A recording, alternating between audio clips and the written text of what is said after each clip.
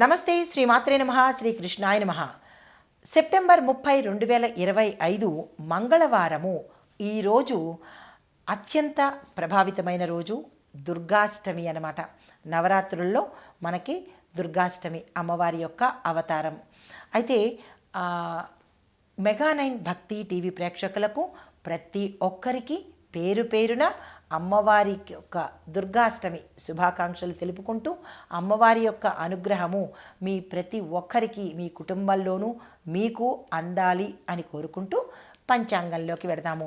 శ్రీ విశ్వావసునామ సంవత్సరం దక్షిణాయనం శరతృతువు ఆశ్వీజమాసం శుక్లపక్షం.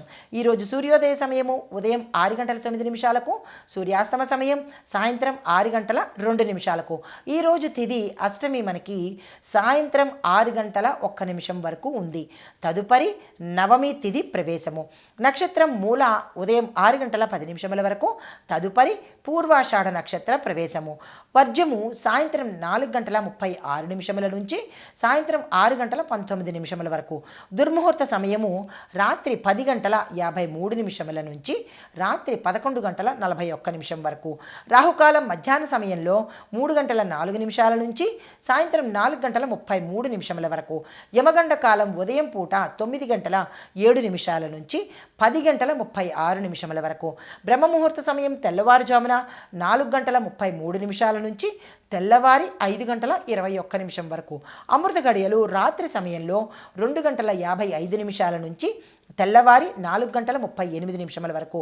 అభిజిత్ ముహూర్తము ఉదయం 11:42 నుంచి మధ్యాహ్నం 12:29 వరకు. ఇది నేటి పంచాంగం. నమస్తే. మేషాది ద్వాదశ రాశుల వారికి ఎలా ఉండబోతోంది, ఆ గ్రహాలు ఇచ్చే ఫలితాలు ఏమిటి అనే అంశంలో ముందుగా మనము గ్రహస్థితులు చూసినట్టయితే సూర్యుడు బుధుడు కన్యారాశిలో సంచారం చేస్తున్నారు.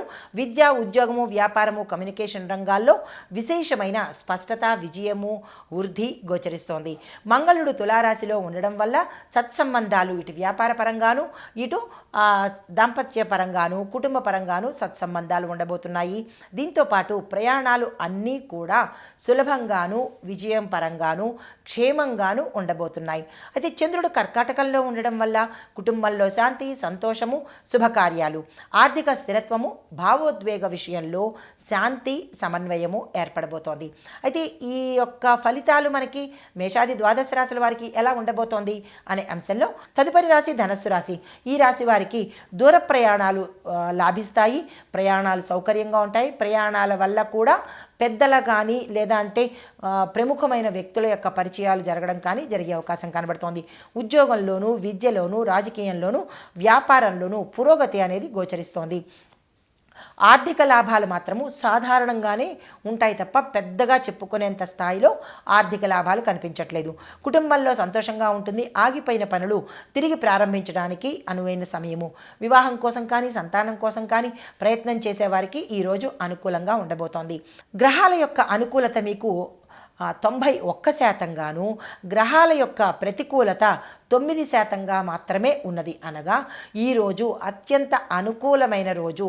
గ్రహాలన్నీ మీకు అనుకూలతను ప్రసాదిస్తున్నాయి కాబట్టి ఈ రోజును ఏ రంగంలో ఉన్న వాళ్ళైనా సరే వదులుకోకుండా, వ్యర్థం చేసుకోకుండా మీ ప్రయత్నాలు చేసుకున్నట్టయితే సక్సెస్ సాధించే అవకాశం కనబడుతోంది. మీకు కలిసి వచ్చే రంగు ఊదా రంగు, బూడిద రంగు అనగా గ్రే కలర్ అనమాట. ఈ 2 రంగుల తాలూకా వస్త్రాలను ధరించి మీరు ఏ పని మీద వెళ్ళినట్టయినా కానీ సక్సెస్ సాధించే అవకాశం చాలా ఎక్కువ శాతం కనబడుతోంది. మీకు చెప్పదగిన పరిహారము మొక్కలకు నీళ్లు పోయడంతో పాటు గోమాతకు మీ చేత్తో గ్రాసాన్ని తినిపించినట్టయితే కనుక మంచి ఫలితాలు పొందుతారు.